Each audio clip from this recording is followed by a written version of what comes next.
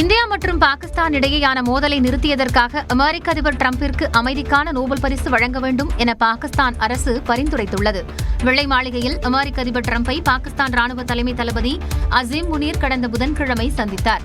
மத்திய கிழக்கு நாடுகளில் பதற்றமான சூழல் நிலவி வரும் நிலையில் மிகவும் அரிதாக நடந்த இந்த சந்திப்பு முக்கியத்துவம் வாய்ந்ததாக கருதப்பட்டது.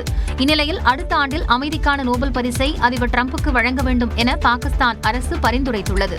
இதுகுறித்து அந்நாட்டு அரசின் அதிகாரப்பூர்வ எக்ஸ் பக்கத்தில் வெளியிட்டுள்ள பதிவில், இந்தியா பாகிஸ்தான் இடையிலான பிரச்சினையின் போது ராஜாங்க ரீதியாக தலையிட்டு தலைமை பண்பை வெளிப்படுத்தியதை அங்கீகரிக்கும் வகையில் டிரம்புக்கு நோபல் பரிசு வழங்க பாகிஸ்தான் பரிந்துரைத்துள்ளதாக தெரிவிக்கப்பட்டுள்ளது.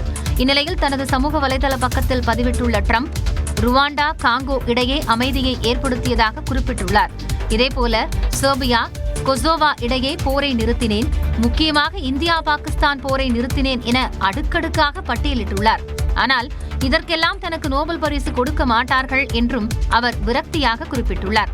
தனக்கு 5 அல்லது 6 முறை நோபல் பரிசு வழங்கப்பட்டிருக்க வேண்டும் என்றும், ஆனால் நான் என்ன செய்தாலும் எனக்கு கொடுக்க மாட்டார்கள் எனவும், இடதுசாரி சிந்தனையாளர்களுக்குத்தான் கொடுப்பார்கள் என்றும் ட்ரம்ப் கூறியுள்ளார். மக்களுக்கு தன்னை பற்றி தெரியும் என்றும் அதுதான் தனக்கு முக்கியம் என்றும் ட்ரம்ப் தெரிவித்துள்ளார். தமிழகம் மற்றும் புதுவையில் ஞாயிற்றுக்கிழமை என்று அதிகபட்ச வெப்பநிலை ஓரிரு இடங்களில் 2 முதல் 3 டிகிரி செல்சியஸ் வரை உயரக்கூடும் என்று வானிலை மையம் தெரிவித்துள்ளது.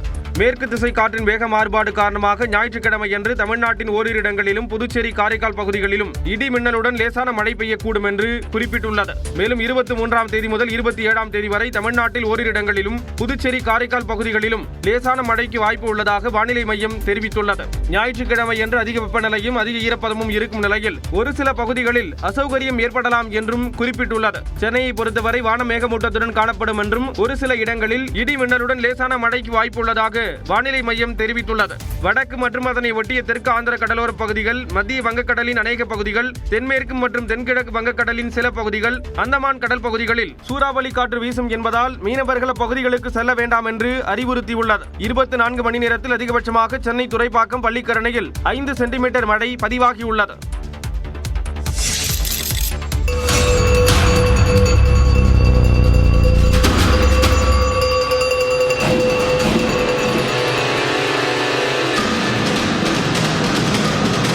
பரபரப்பான மெரினா சாலையில் காரை இப்படி தாறுமாறாக ஓட்டி போக்கு காட்டிய இளைஞர் மீது வழக்கு பதிவு செய்யப்பட்டுள்ளது. சில தினங்களுக்கு முன்பு சென்னை மெரினா கடற்கரை சாலையில் கார் ஒன்று மற்ற வாகன ஓட்டிகளை அச்சுறுத்தும் வகையில் சென்றது.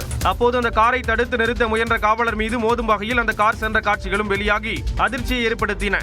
அப்போது அந்த கார் நிற்காமல் அங்கிருந்து தப்பிச் சென்று விட்ட நிலையில் இதுகுறித்து போலீசார் விசாரணை நடத்தினர். அதன்படி இந்த விவகாரம் தொடர்பாக மயிலாப்பூரைச் சேர்ந்த 25 வயதான அபிஷேக் என்பவர் மீது 3 பிரிவுகளின் கீழ் மெரினா போலீசார் வழக்கு பதிவு செய்துள்ளனர். இந்த சம்பவத்தின் போது காரில் இருந்த அபிஷேக், அவரது மனைவி நந்தினி மற்றும் அவர்களது நண்பர் ஆகியோர் ஐடி நிறுவன ஊழியர்கள் என்பது விசாரணையில் தெரிய வந்துள்ளது. அபிஷேக் மற்றும் மனைவி நந்தினியிடம் போலீசார் விசாரணை நடத்திய நிலையில் காவல் நிலைய பிணையில் அபிஷேக் விடுவிக்கப்பட்டார். சென்னையில் பீக் ஹவர்ஸ் நேரங்களில் மெட்ரோ குடிநீர் லாரிகளை இயக்க சென்னை காவல்துறை தடை விதிக்க இருப்பதாக தகவல் வெளியாகியுள்ளது. சென்னை பெரம்பூர் அருகே சில நாட்களுக்கு முன்பு தாயுடன் இருசக்கர வாகனத்தில் பள்ளிக்கு சென்ற சிறுமி தண்ணீர் லாரி மோதிய விபத்தில் உயிரிழந்தார். இதனைத் தொடர்ந்து காலை 7 மணி முதல் 11 மணி வரையிலும், மாலை 4 மணி முதல் இரவு 8 மணி வரையிலும் நகருக்குள் கனரக வாகனங்கள் நுழைய காவல்துறை தடை விதித்தது. கனரக வாகனங்களை தீவிரமாக கண்காணித்து வரும் போலீசார் பீக் ஹவர்ஸ் நேரங்களில் நகருக்குள் நுழைந்த 217 கனரக வாகனங்கள் மீது நடவடிக்கை எடுத்துள்ளனர். இந்த நிலையில் சென்னை பெருநகர காவல்துறை ஆணையர் அருண் தலைமையில் காவல்துறை உயரதிகாரிகளின் ஆலோசனை கூட்டம் நடைபெற்றது. இதில் மற்ற கனரக வாகனங்களைப் போல பீக் ஹவர்ஸ் நேரங்களில் தண்ணீர் லாரிகளுக்கு தடை விதிக்க முடிவு செய்யப்பட்டதாக தகவல் வெளியாகியுள்ளது. காலை 7 மணிக்கு முன்னதாக தண்ணீரை விநியோகம் செய்ய அறிவுறுத்தப்பட இருப்பதாக கூறப்படுகிறது.